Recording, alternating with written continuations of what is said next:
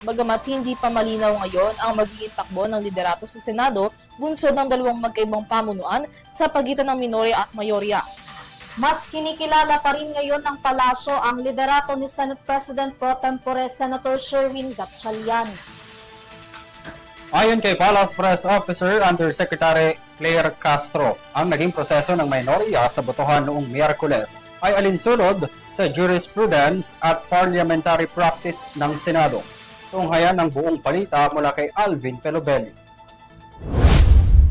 Muling iginiit ng Palasyo ng Malacanang na mas kinikilala ng kasalukuyang administrasyon si Senator Win Gatchalian bilang acting Senate President kumpara kay Senate President Alan Peter Cayetano. Ayon kay Palace Press Officer at Undersecretary Claire Castro, ito ay dahil nakaangkla ito sa kasalukuyang jurisprudence at parliamentary practices sa Senado. Ulo po ay tutok pa rin sa kanyang mga adhikain, sa kanyang mga nais na i-push na mga bills para sa taong bayan.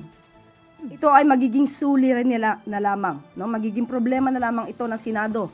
So dapat talaga ay umaksyon ang kung sino ang dapat na authority umaksyon sa Senado. So sa ngayon sinasabing po natin, ang kinikilala po natin ay ang pamumuno ni acting Senate President Sherwin Gatchalian. Itinalaga si Gatchalian bilang acting Senate President at Senate Pro Tempore sa naganap na sesyon ng minority nitong Miyerkules matapos makumpleto ang 12 senador dahilan upang makapag-proceed sa quorum ang Senado. Ayon pa sa Palasyo, bukas daw si Pangulong Bongbong Marcos sa special Senate session kung ire-request ng Senado. Opo, inclined ang presidente na to give in to the special request for or rather official request for the special session. Bakit? Kasi kung marami maaantala dahil sa mga nangyayaring ganitong kaganapan, hindi po nais ng Pangulo na magkaroon ng pag-antala sa trabaho ng Senado.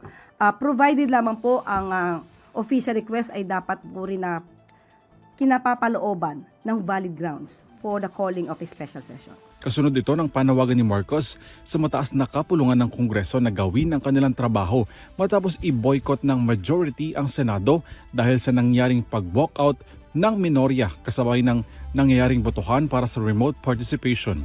Sa kabila ng magkaibang paksyon sa Senado, tuloy ang hearing ng Senate Blue Ribbon Committee sa pangunguna ni Senator Pia Cayetano at Rodante Marcoleta. Gayunpaman, hinihikayat naman ni Gatchalian ang 18 ex-Marines na dumalo sa Joint 8 Flood Control Probe sa Senado upang makilala ang kanilang mga testimonya at maitala bilang opisyal na committee proceedings.